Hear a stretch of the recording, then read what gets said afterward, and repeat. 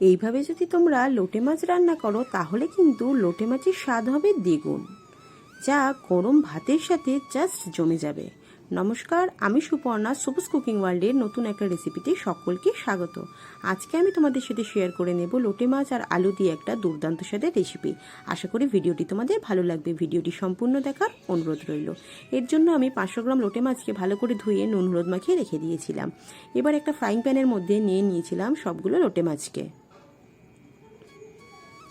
এরপর উপর থেকে দিয়ে দিয়েছিলাম সামান্য একটু জল এবং গ্যাসের ফ্লেমটাকে অন করে দিয়ে এটাকে ঢাকনা দিয়ে 5 মিনিট সময়ের মতো রান্না করে নিয়েছিলাম। 5 মিনিট পর যখন মাছগুলো সিদ্ধ হয়ে যাবে তখন কিন্তু একটা খুন্তি দিয়ে মাছের চারিদিকে মারলেই দেখবে খুব ভালোভাবে মাছের কাঁটাটা ছেড়ে যাচ্ছে। তখন কিন্তু কাঁটাটাকে তুলে ফেলে দিতে হবে। এইভাবে সমস্ত মাছের থেকে কাঁটা আলাদা করে নিতে হবে। তারপর গ্যাসের ফ্লেমটাকে অন করে দিয়ে মাছটাকে নাড়াচাড়া করে নিতে হবে। আমি যেহেতু ননস্টিকের প্যানে রান্না করছিলাম তাই কিন্তু জল ঝরানো মাছটাকে ওর মধ্যেই রান্না করছিলাম। তোমরা যদি এমনি কড়াইতে রান্না করো তাহলে কিন্তু কড়াইটাকে ভালো করে পরিষ্কার করে নিয়ে কাজটা করো। এরপর এর মধ্যে দিয়ে দিলাম সামান্য একটু তেল দিয়ে কিন্তু নাড়াচাড়া করে নিয়ে মাছটাকে খুব ভালোভাবে ভেজে নিতে হবে যতক্ষণ না পর্যন্ত মাছ থেকে খুব ভালোভাবে জলটা শুকিয়ে আসে। যখন দেখবে মাছটা খুব ভালোভাবে শুকিয়ে গেছে তখন কিন্তু কড়া থেকে এইভাবে ছেড়ে আসবে, তখন কিন্তু মাছের রান্নাটা হয়ে যাবে। এখন কিন্তু এই মাছটাকে নামিয়ে রেখে ঠান্ডা করে নিতে হবে। অন্যদিকে আমি একটা কড়াই বসিয়ে দিয়েছিলাম। কড়াইতে দিয়ে দিয়েছিলাম বেশ কিছুটা পরিমাণ সর্ষের তেল। এর মধ্যে দিয়ে দিয়েছিলাম 1 চামচ পরিমাণ কালো জিরে ফোড়ন, আর দিয়ে দিয়েছিলাম 8-10টার মতো কাঁচা লঙ্কা। তারপর এর মধ্যে দিয়ে দিয়েছিলাম একটা বড় সাইজের পেঁয়াজ, যেটাকে আমি আগের থেকেই কুচি করে রেখেছিলাম। তারপর তেলের মধ্যে ভালো করে পেঁয়াজটাকে ভেজে নিতে হবে, তবে এখানে খুব লাল লাল করে ভাজবার প্রয়োজন নেই। তেলের মধ্যে 1 মিনিটের মতো নাড়াচাড়া করে নিলেই হবে। 1 মিনিট তেলের মধ্যে পেঁয়াজটাকে নাড়াচাড়া করে এর মধ্যে দিয়ে দিতে হবে লম্বা করে কেটে রাখা এরকম আলু, যেটাকে আমি খুব সরু সরু করে কেটে নিয়েছিলাম। এরপর কিন্তু তেলের উপর নাড়াচাড়া করে মিনিট 2 সময় মতো গ্যাসের ফ্লেমটাকে মিডিয়ামে রেখে রান্নাটাকে করে নিতে হবে। 2 থেকে 3 মিনিট এভাবে নাড়ানোর পর এর মধ্যে দিয়ে দিতে হবে একটা বড় সাইজের টমেটো কুচি। টমেটো কুচিটাকে দিয়েও আলুর সাথে খুব ভালোভাবে কিন্তু ভেজে নিতে হবে। এরপর এর মধ্যে দিয়ে দিয়েছিলাম একটা বড় সাইজের রসুন, যেটাকে আমি আগে থেকে থেতো করে রেখেছিলাম। রসুনটাকে দেওয়ার পরে কিন্তু তেলের মধ্যে ভালো করে ভেজে নিতে হবে। তারপর এর মধ্যে দিয়ে দিয়েছিলাম আমি 1/2 চা চামচের মতো আদা বাটা। আদা বাটাটাকে দিয়েও তেলের মধ্যে ভালো করে নাড়াচাড়া করে ভেজে নিতে হবে যতক্ষণ না পর্যন্ত আদা রসুন থেকে যে কাঁচা গন্ধটা বেরোয় সে কাঁচা গন্ধটা চলে যায়।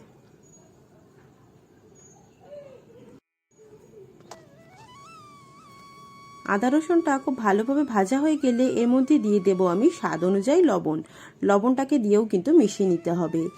আলুটাকে দেওয়ার সাথে সাথে কিন্তু লবণ এখানে ব্যবহার করা যাবে না, তাহলে কিন্তু আলু থেকে অনেকটা পরিমাণ জল ছেড়ে আলুটা ভালো করে ভাজা হবে না। এখন আমি এর মধ্যে দিয়ে দিলাম 3টে শুকনো লঙ্কা বাটা। তারপর ভালো করে নাড়াচাড়া করে তেলের মধ্যে ভেজে নিতে হবে। এরপর এর মধ্যে দিয়ে দিয়েছিলাম আমি 1 চা চামচের মতো কাশ্মীরি লঙ্কার গুঁড়ো। যেহেতু আমি কাঁচা লঙ্কা এবং বাটা লঙ্কা ব্যবহার করেছিলাম তাই রঙের জন্য এখানে আমি কাশ্মীরি লঙ্কার ব্যবহার করলাম। আর দিয়ে দিয়েছিলাম পরিমাণ মতো হলুদের গুঁড়ো। তারপর কিন্তু লঙ্কা এবং হলুদটাকে তেলের মধ্যে খুব ভালোভাবে ভেজে নিতে হবে যতক্ষণ না পর্যন্ত দেখবে এই মশলাটা থেকে খুব সুন্দরভাবে তেল ছাড়তে শুরু করছে।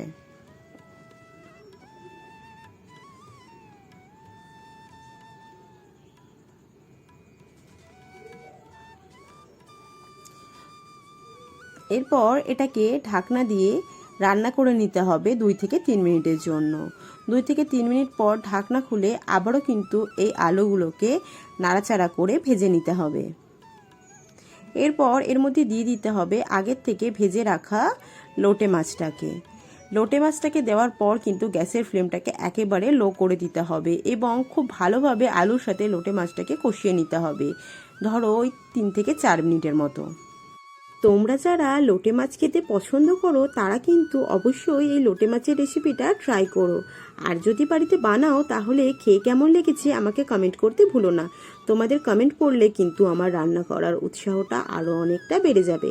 দেখো এখন কিন্তু লোটে মাছটাকে খুব ভালোভাবে আমার আলুর সঙ্গে কষিয়ে নেওয়া হয়ে গেছে। এই পর্যায়ে কিন্তু আমি এর মধ্যে দিয়ে দেব কিছুটা পরিমাণ জল।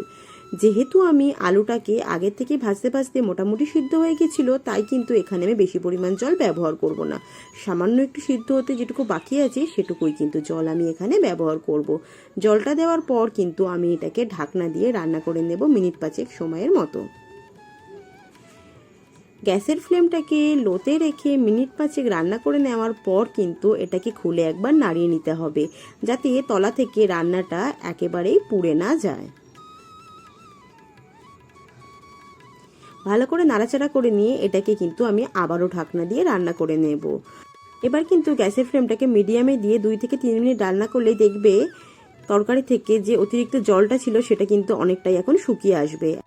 গ্যাসের ফ্লেমটাকে কিন্তু এখন হাই করে দিয়ে ভালো করে নাড়াচাড়া করে নিতে হবে। এখন কিন্তু আলুগুলো সমস্ত খুব ভালোভাবে সিদ্ধ হয়ে গেছে। এই পর্যায়ে কিন্তু গ্যাসের ফ্লেমটা আর লোতে রাখার কোনো প্রয়োজন নেই। দেখো কত সুন্দর দেখতে হয়েছে এই রান্নাটা।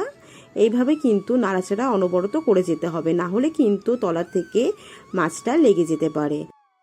বেশ কিছুক্ষণ রান্না করার পর দেখবে কিন্তু এটা কড়াই থেকে উঠে আসছে, জলটা কিন্তু এর এখন অনেকটাই শুকিয়ে এসেছে। এখন কিন্তু গ্যাসের ফ্লেমটাকে লো করে দেবে, না হলে কিন্তু তলা থেকে ধরে যাওয়ার সম্ভাবনা থাকবে। তোমরা কারা কারা লোটে মাছ খেতে পছন্দ করো আমাকে কমেন্ট করে জানিও কিন্তু। এরপর এই পর্যায়ে আমি দিয়ে দিয়েছিলাম বেশ কিছুটা পরিমাণ ধনেপাতা দেওয়ার পরও কিন্তু খুব ভালোভাবে তরকারির মধ্যে ধনেপাতাটাকে মিশিয়ে নিতে হবে। পর গ্যাসের ফ্লেমটাকে লোতে রেখে কিন্তু খুব ভালোভাবে নাড়াচাড়া করতে হবে। এই রান্নাটা থেকে যত পরিমাণ জল তোমরা শুকনো করতে পারবে রান্নাটা কিন্তু তত বেশি ভালো খেতে হবে। তাই চেষ্টা করবে গ্যাসের ফ্লেমটাকে কমিয়ে রেখে অনবরত নাড়াচাড়া করে কিন্তু খুব ভালোভাবে তরকারিটা থেকে জলটাকে শুকনো করে নেওয়ার। যখন দেখবে তরকারিটা থেকে খুব ভালোভাবে জলটা শুকিয়ে এসেছে তখন কিন্তু গ্যাসের ফ্লেমটাকে বন্ধ করে দিতে হবে। আর এর উপর থেকে দিয়ে দিতে হবে বেশ কিছুটা পরিমাণ সর্ষের তেল। সর্ষের তেল কিন্তু রান্নার শেষে অবশ্যই ব্যবহার করতে হবে, তাহলে কিন্তু রান্নাটা খেতে অনেক বেশি ভালো হবে। তারপর সমস্ত রান্নার মধ্যে সর্ষের তেলটাকে মিশিয়ে দিয়ে গরম গরম ভাতের সাথে পরিবেশন করে দাও দুর্দান্ত স্বাদের এই আলু দিয়ে লোটে মাছের রেসিপিটা। এই ছিল আজকে আমার রেসিপি। ভিডিওটি যদি তোমাদের ভালো লেগে থাকে তাহলে অবশ্যই লাইক, কমেন্ট এবং শেয়ার করে দিও। যারা আমার চ্যানেলে নতুন তারা আমার চ্যানেলটিকে সাবস্ক্রাইব করে দিয়ে আমার পাশে থেকো। খুব তাড়াতাড়ি তোমাদের সাথে দেখা হবে আমার পরবর্তী ভিডিওতে। ততক্ষণই সকলে ভালো থেকো, সুস্থ থেকো। আজকের ভিডিওটা তাহলে এখানেই শেষ করলাম। টাটা।